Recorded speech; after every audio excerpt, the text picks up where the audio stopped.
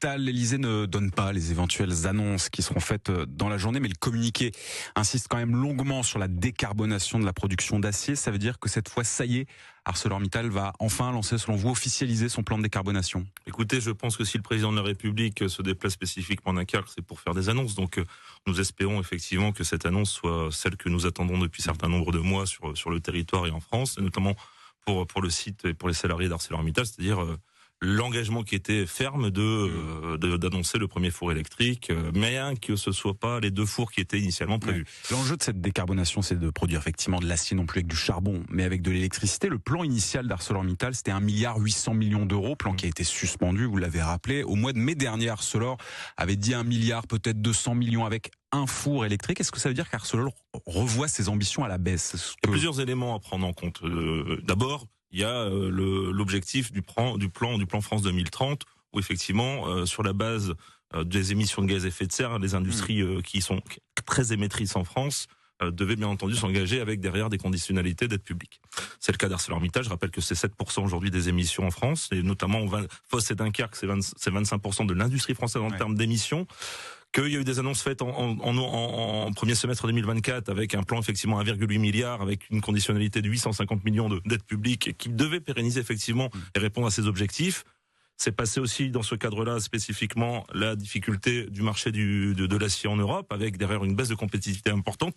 L'arrivée et l'implantation d'acier bas carbone chinois super subventionné, un contexte européen très compliqué, donc il y avait besoin de mesures de sauvegarde, de protection commerciale, ce que a réclamé ArcelorMittal, et puis se passe fin novembre 2024 des annonces qui vont dans le mauvais sens avec une suspension du projet décarbonation, derrière des suppressions de postes annoncées en avril 2025, et en mai l'annonce effectivement de l'intention de ce premier four électrique, conditionnant effectivement un certain nombre de choses, notamment dans le cadre du plan acier et sur un contrat avec l'énergie. Là effectivement aujourd'hui on devrait enfin voir aboutir avec l'annonce d'Emmanuel Macron et du groupe Arcelor l'arrivée de ce premier four électrique. Donc il faut s'en réjouir, même si la somme qui sera annoncée ça a été un peu les montagnes russes, on va pas se le cacher, mais tout ce qui sera positif à prendre, bien évidemment, nous allons le prendre. Ici Nord, il est 8h15, nous sommes en direct avec Julien Gauquel, député PS du Dunkerquois. Julien Gauquel, vous avez rappelé tout le feuilleton ArcelorMittal que nous avons vécu ces derniers mois. Vous avez souligné toutes les mesures qui ont été votées au niveau européen pour soutenir la filière sidérurgiste, avec des mécanismes carbone aux frontières, des taxations des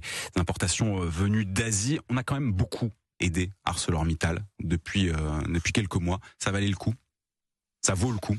Écoutez, espérons que les grandes annonces ne font pas des grandes déceptions. Il faut forcer de constater qu'il y a eu beaucoup de déceptions. Et vous voyez, les 636 postes annoncés de suppression l'année dernière, avec le PSE qui est encore en cours et qui ne satisfait pas forcément l'ensemble des salariés, délocalisation des fonctions support. Tout ça, effectivement, nous amène encore à être très vigilants sur ce que seront les intentions du groupe ArcelorMittal. Effectivement, il faut conditionnaliser les aides publiques. Il faut aussi qu'on soit en capacité de garder une forme de souveraineté industrielle, et donc il faut que la France ait son mot à dire, elle ne soit pas à un moment victime de ses intentions parfois néfastes de la part des grands groupes qui s'en vont et délocalisent. Donc il y a cette nécessité bien évidemment de se satisfaire de ce qui va se passer et de pérenniser. Mais derrière, il faut rester vigilant. Il faut une préférence européenne aujourd'hui, que l'Europe achète de l'acier européen. C'est spécifiquement dans le cadre d'ailleurs des mesures du plan acier, une préférence. Emmanuel Macron a donné une interview à plusieurs journaux européens. Il appelle à une préférence européenne sur des secteurs stratégiques. C'est une stratégie qu'il faut adopter selon vous? Oui, bien sûr. Et puis les mesures du plan acier vont dans ce sens-là. C'était en tout cas la volonté, le besoin des sidérurgistes, dont du groupe ArcelorMittal. Et c'est ce qu'a présenté Stéphane Séjourné en octobre dernier, en venant même sur le site d'ArcelorMittal à Dunkerque. Commissaire européen. Et qui est le commissaire européen, évidemment, avec derrière un contrat d'énergie sur 18 ans qui a été signé le 26 décembre dernier, donc qui permet en tout cas de pérenniser la production, un quota de production d'électricité bas carbone pour le groupe ArcelorMittal, donc pour le sidérurgiste.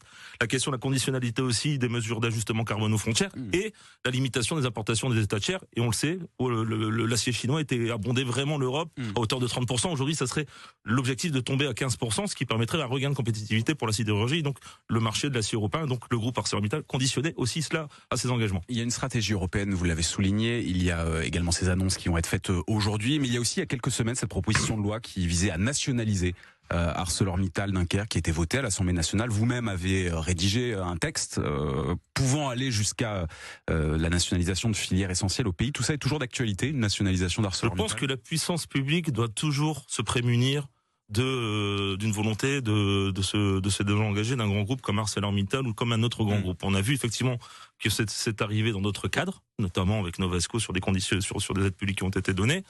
Moi, je reste persuadé que la nationalisation n'est pas la solution actuelle et qu'il faut par raison répondre à cela. Ça a toujours été la question de conditionner des mesures de protection commerciale via l'Europe et puis effectivement que la puissance publique puisse se prémunir à travers, pourquoi pas, la mise sous tutelle et une nationalisation temporaire. La nationalisation totale n'est pas la solution qu'il faut aujourd'hui. Donc nationalisation en ultime recours. Autre visite aujourd'hui à Dunkerque, on en parlait, le ministre de l'économie et de l'industrie pour la première pierre de l'usine Prologium sur le port, usine de production de batteries. C'est une bonne nouvelle, encore une usine sur votre territoire? Bien sûr, puisque le territoire dunkerquois aujourd'hui est considéré comme la vallée de la batterie électrique et donc de l'industrie du futur, l'industrie bas carbone. On est dans ce cadre de la décarbonation, donc de ces usages qui vont changer, de permettre aussi que, dans un cadre où les énergies fossiles vont disparaître, de se prémunir aussi derrière de ces nouveaux usages avec l'industrie automobile, la filière de la batterie électrique, et donc à la fois Vercors il y a quelques mois, avec plus de 3000 emplois, Prologium avec plus de 3000 emplois à terme. Je veux dire aujourd'hui que ce qui se passe sur le territoire et dans les Hauts-de-France, c'est aussi positif. Et donc aussi avec cette annonce de ce matin, c'est l'industrie du passé, l'industrie lourde qui va aussi s'engager dans la décarbonation, ce qui montre bien que le Dunkerquois a une situation stratégique, géopolitique et économique importante, non seulement pour le pays mais pour l'Europe. Mais c'est une filière aussi toujours fragile, puisque je vais citer un autre fabricant, ACC, autre fabricant de batteries, qui a une usine à Billy-Berclos, qui a annoncé hier qu'il renonçait à construire des usines en Italie et en Allemagne. Ça prouve toujours cette fragilité, qu'il faut être attentif à cette filière qui encore une fois est émergente. Il faut être attentif, il faut aussi soutenir la filière. Et donc c'est aussi, ça se joue aussi au niveau européen, ça se joue aussi au niveau des incitations de la part de l'État, et ça passe aussi effectivement par cette volonté de mieux améliorer en tout cas les usages du quotidien avec des matériaux et notamment avec une batterie électrique qui soit de qualité. Et ce sont des sujets dont on parle aujourd'hui avec ces visites dans le Dunkerquois chez ArcelorMittal et puis le lancement du chantier de l'usine Prologium, tout ça donc à Dunkerque. Merci beaucoup Julien Gauquel d'avoir accepté notre invitation avant ces visites.